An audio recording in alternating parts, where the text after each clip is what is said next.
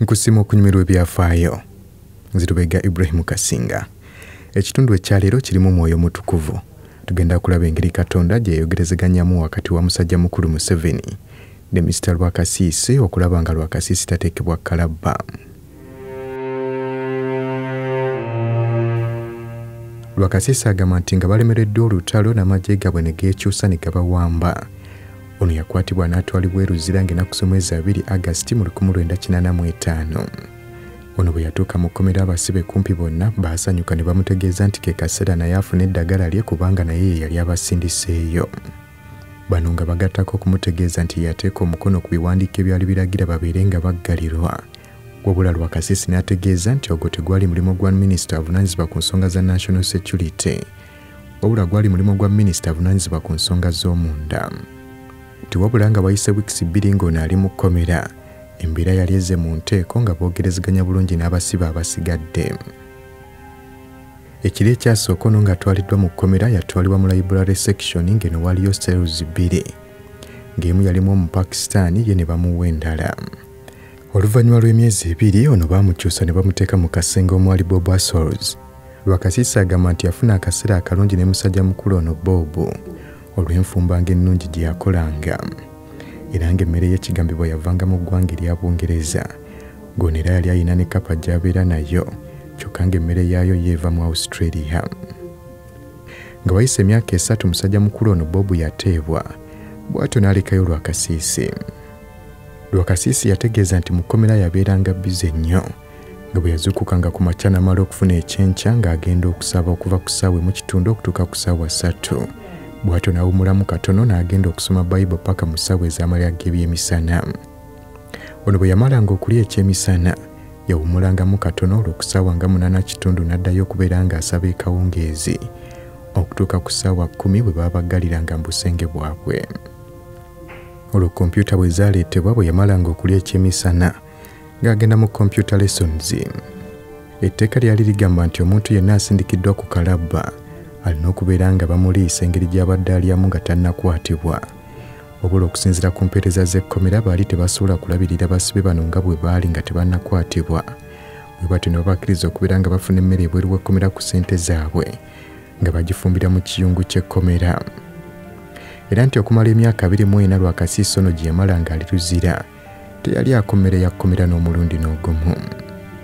Akaseera akazibu musajja mukulu Rwakasisi ke yasinga okusanga ng'ali mu kkomera kwe kubeera nga yali tamanyi oba nga yaddako okuteekebwa kalabba oba nedda. Era nga mu bbanga lyonna lye yabeerayo okuteeka abasibe ku kalabba kyabeerawo emirundi egyawerera ddala 4. Kyokka ate ennaku ezaasinga okumubeerera ennungi ze ennaku ze baali baakazaako kayidde nga ze ennaku kwe baalangiriranga abaabeeranga basonyiyiddwa. Musajja mukulu Rwakasisi yategeeza nti ekyasinga okumuzza engulu nga bamututte mu kkomera lwe lunaku Katonda lwe yamusisinkana n'amuzza engulu. Rwakasisi yategeeza nti singa yasigala ng'akyetwala nti w'amaanyi nnyo era wa waggulu osanga teyalivudde mu kkomera. Kubanga ajjukira bulungi nnyo okuviira ddala ng'ennaku z'omwezi 3 omwezi ogw'Omukaaga 1988 omulamuzi mu kkooti ey'owaggulu ey'Embalala lwe yamusomera ekibonerezo eky'okuttibwa. Era ng'okusalawo kw'omulamuzi yakusoma okuva ku ssaawa 4 ez'okumakya paka ssaawa 2:30 ez'olweggulo. Ku ssaawa ezo 2:30 ez'olweggulo omulamuzi ono yaggyako ekikoofiira ekyeru n'ateekako ekiddugavu. Omulamuzi yakuba emmeeza abaali mu kkooti bonna ne bayimuka. Bw'atyo kiraaka wa kkooti n'atandika okuba ng'asoma essaala. Rwakasisi agamba nti essaala teyagiwulira bulungi yonna. Yawulirako bigambo byali bikomekkereza ku ssaala ya kiraaka gye yasoma. Ebyali bigamba nti may his soul rest in eternal peace, bonna ne baddamu nti amen. A'udhu billahi minash shaitanir rajim. Bismillahir rahmanir rahim. Assalamu alaikum wa rahmatullahi wa barakatuhu. Nze Haji Kaboggoza omusomi w'edduwa ntereeza ensonga z'amaka ebyenfuna n'endwadde ezitategeerekeka. Haji Kaboggoza omusomi w'edduwa nsiŋŋaanibwa Ekitigoma ku Lwejjinja. Bw'obanga otuuse Ekitigoma mu ttawuni ku stage osobola okuba ku nnamba z'essimu ezo z'olaba zitambula. Gwe wenna ali ewala oyinza okuyita ku mukutu gwaffe ogwa WhatsApp ku layini eyo eya MTN obudde bwonna mbeerako. Ebyali bigamba nti may his soul rest in eternal peace, bonna ne baddamu nti amen. Olwo omulamuzi bw'atyo n'awa ekibonerezo kya musajja mukulu ono Rwakasisi eky'okuttibwa n'ategeeza nti waakuteekebwa ku muguwa okutuuka lw'anaafa. Abantu mu kkooti baajaganya kyokka ng'era waliwo n'abalala abaakaaba naddala ab'oluganda Rwakasisi. Rwakasisi yategeeza nti nga bamaze okumusalira ekibonerezo eky'okuttibwa yali munyiivu nnyo era nga yali akulembere ku lukalala lw'abantu be yali anyiigidde kwe kwali Pulezidenti Museveni. Ono bwe bamutwala mu kkomera agamba nti yamala emyezi 6 nga taagala kwetaba mu banne okutuuka olunaku Jesus Christ bwe yajja n'ayogera naye. Ono yategeeza nti yawulira eddoboozi lya Jesus Christ ng'amutegeeza nti Chris, no one will kill you. Musajja mukulu n'agamba nti olwawulira ebigambo ebyo yadda engulu n'atandika n'okujjukira enkolagana ennungi gye baali balina wakati we ne Pulezidenti Museveni nga bakyali mu gavumenti ya Milton Obote eyasooka. Ono agamba nti bwe yava mu kweyawula kwe yali akoze yatandikawo kyaki mu section gye basindisa ababeera bagenda okuttibwa. Era n'agamba nti ebiseera byonna ne bwe yali ng'avudde mu kkomera yagendanga mu kyaki eno okubakyalirako ng'ekyatambula bulungi. Nti era mu 1998 musajja mukulu ono aba asoma empapula z'amawulire n'alaba ebigambo Pulezidenti Museveni bye yayogera ng'ali Kaseese bwe yategereza nti agenda kusonyiwa abalwanyi ba ADF nga bwe yasonyiwa Rwakasisi. Ono lwasoma ebigambo ebyo kyayongera okumukakasa nti tebagenda kumuteeka ku kalabba. Olw'omwaka gwa 1995 nga gutandika musajja mukulu ono Rwakasisi yalwala obulwadde bwa sukaali wabula Pulezidenti Museveni n'amuweereza abasawo be nti naye ng'ebyo tebinnabeerawo yali asoose kumusindikira bannamateeka abo okwali Fox Odoyisaako ne Mike Chibita okubeera nga bagenda bamulambuleko. Ono yategeeza nti yali tasuubira nti musajja mukulu Museveni ayinza okukola ebintu ebifaanana bwe bityo okuggyako nga Katonda yali mu kubikola okubiyisa mu ye. Rwakasisi ono bwe baamutta yasisinkana Pulezidenti Museveni ng'ennaku z'omwezi 3 Juni 2009 ku ofiisi ye Nakasero.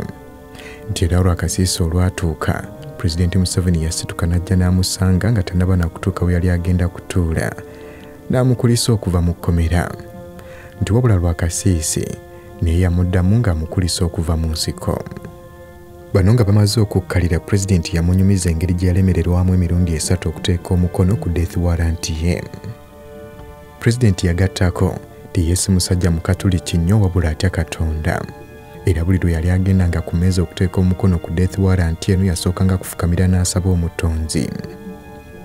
Tiwabula mulundi gumu abeera afukamidde okusaba agenda okuwulira eddoboozi nga limugamba tasayiningako. Olunaku Rwakasisi ono lwakitegeera nti bamusonyiye lwali lunaku lwakubiri era nga yali akoze ebintu bye nga bwe yabikolanga buli lunaku era nga yali afunye ne bamissionaries okuva mu ggwanga erya Australia abaali bamukyaliddeko. Ono nti aba atuula okubeera ng'ali ekyemisana omusirikale w'ekkomera n'ajja n'amutegeeza nga bwe yeetaagibwa mu ofiisi ya OC. Rwakasisi yeebuuza kye yali akoze mu kiseera kino. Nti ku mulundi ogwasookera ddala mu myaka 24 ng'agenda mu ofiisi ya OC bamuwa entebe w'aba atuula. Bwe yamala okutuula OC n'asikayo ebbaluwa eyali mu bbaasa n'agimukwasa ng'eraga eva mu State House ng'eteereddwako omukono gwa Pulezidenti Katonda Museveni. Nti ono mu kusoma ebbaluwa agenda okulaba ng'egamba ku lw'obuyinza bwa ssemateeka w'eggwanga Uganda obuweebwa Pulezidenti alagira Commissioner General ssaako ne OC wa Upper Prison e Luzira okutakulisa Rwakasisi mu bwangu bw'ekitalo. Ono bwe baamugamba okuddayo gye yali asula okubeera ng'aggyayo ebintu bye yategeeza nti addayo ngaani kubanga takyali musibe ate nga si mugenyi mu kkomera. Ono yagenda bugenzi ku reception n'akyusa yunifoomu y'ekkomera n'agiggyamu n'ateekamu engoye ze. Agamba nti okuviira ddala kuleeta we baagimukwasiza paka bwe yafulumira ekkomera yabikolera mu ssaawa etaawera n'emu.